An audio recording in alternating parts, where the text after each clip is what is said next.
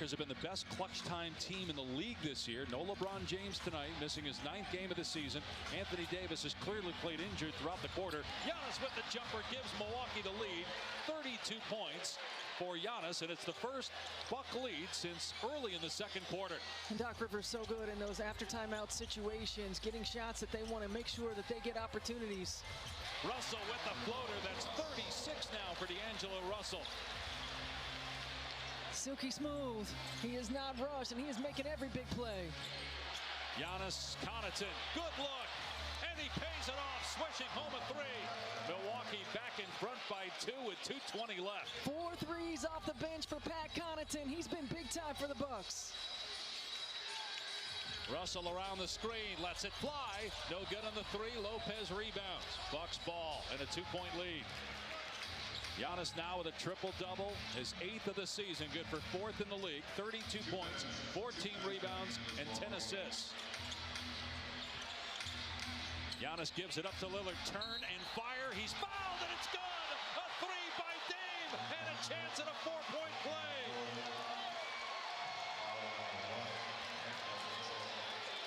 Lillard so good at sensing where the defender is. He rises at the perfect time, makes it, and will go to the line. And that's a tough shot. The ability to stay focused with somebody coming at your legs like that.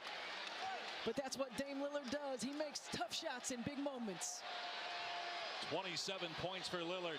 5th foul on D'Angelo Russell. Lillard completes the 4-point play. 7 points for the Bucks in 30 seconds to take a 6-point lead. Well, now it's about getting a defensive stop. Reeves driving into traffic. Hachimura gets a great look, and he drills a 3. They needed it, and they got it from Hachimura, who's been so good of late. Lakers back within 3. First 3 of the night, Hachimura had been 0 for 5. Giannis driving underneath. Connaughton reverse layup good. Another great find from Adetokounmpo. And Connaughton's been outstanding off the bench. He absolutely with 15. has. And the execution, time and score situation. The Bucks have slowed down. They've manipulated and gotten great shots. Check that 17 for Connaughton on the switch. Lopez guarding Reeves. Davis. Russell. 3. That's 9 threes for Russell. 39 points. Lakers back within 2. A minute to go. Giannis sets the screen for Lillard. He drives to the corner. Batted away. Russell will stay with Milwaukee. 11 to shoot. My goodness, D'Angelo Russell. The extra pass. He knows he's got to get it off quickly. Right on the money. Milwaukee with possession. 11 to shoot. Giannis. Now they switch. Dinwiddie's on him. Giannis spins past him underneath the basket, and a Laker foul. Darvin Ham may challenge that. The Lakers bench erupts in disapproval over the call.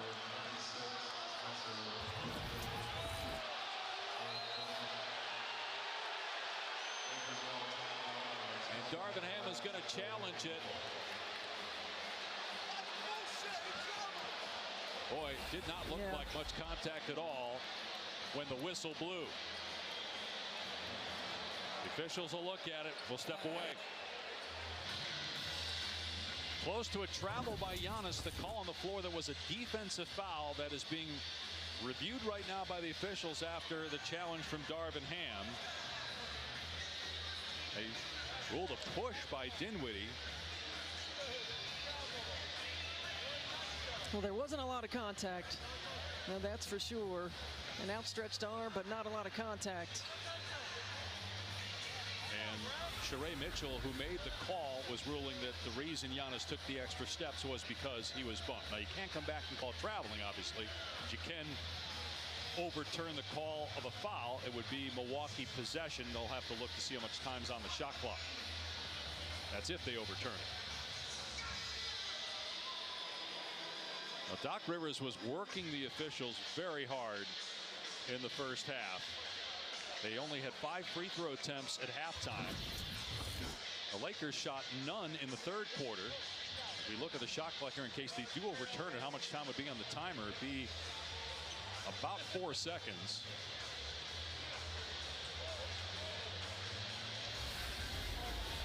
It's a 2-point lead for Milwaukee. Has been overturned to a no call. Milwaukee player has possession of the basketball, so therefore Milwaukee will retain possession on either side in the deep corner. The shot clock will be reset to 4.2 seconds. LA will be granted their timeout back and also the opportunity for a second challenge. So Kevin Scott, our crew chief, with a good explanation there. He worked Game 3 of the NBA Finals last year. So 4.2 on the shot clock. The Lakers get another challenge. They retain their timeout, so each team with 2 remaining. 52.9 on the game clock. Here in Milwaukee, where are you going here? Well, I'm working with Dame right here. I'm trying to get him a shot coming out of an off-ball screen. I think they got to choose which side they wanted to inbound the basketball. No, it's going to be underneath, or is it on the sideline? Because that looks like a deep corner, which is different, because then you want to go to Giannis. That's what Kevin Scott says. Yeah, deep corner, it looks like. Deep corner for inbound. They're going to have Lillard inbound it. Then you're going to get it to Giannis. And again, you got Davis hobbling, favoring that left shoulder. Lillard caught in the air, finds Giannis, and he banks it in. As the shot clock expires, great heads-up play by Giannis. 34 points, Milwaukee by 4. By both. Dame knew he had both of them coming out. Here's Russell with 39 points, drives the lane, flips it up and in. Count the basket and a foul, a 3-point opportunity for Russell. Let's see if Doc Rivers challenges this foul called on Lillard. Dame is so good coming off of this handoff. He draws both defenders, and Giannis heads up, understands the shot clock is getting skinny, goes off glass. And all day long, D'Angelo Russell has been playing with great pace. He's picked his spots, and that's a tough finish. It looked like the right call. Doc will not challenge it. The free throw off the front rim and in. 42 points now for D'Angelo Russell. The Lakers without LeBron James, with an injured Anthony Davis, who has not been impactful on either end since suffering that injury. Yet they're within 1 against the Milwaukee team that's won 6 of its last 7. 39.4 on the game clock. 1 timeout remaining now for Milwaukee. Knowing the situation with Davis, is this Giannis against AD driving it all the way here? I think it could be, but certainly I think the Bucks have been better when they've had a 2-man game and not just an isolation, because you can continue to show bodies in just a one-on-one ISO situation, but in the 2-man you automatically force a rotation, and they've been so good all day long and making the right read and making the right play.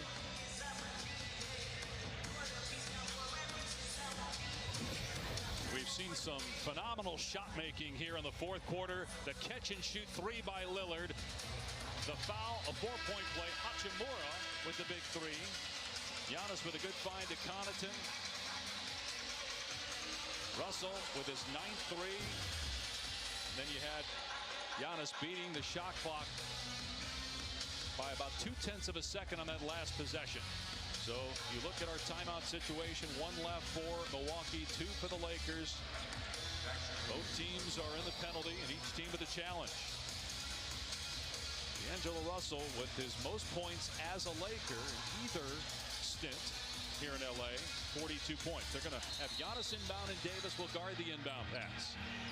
Now Lillard defended by Reddish. Giannis sets the screen. Giannis rolls. Lillard keeps. Lillard draws Davis. Shot clock to 12. Lillard puts it on the deck. Past AD, flips it up. No! Rebound Lakers. And a timeout by Darvin Ham. The Lakers can hold for the final shot and a chance at victory. You got an attack that you wanted. Force the switch.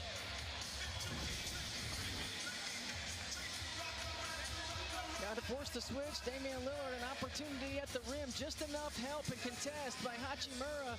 And that's a big play by Jackson Hayes to get out of in there and keep the ball out of Giannis's hands on the offensive glass. And now with the Lakers in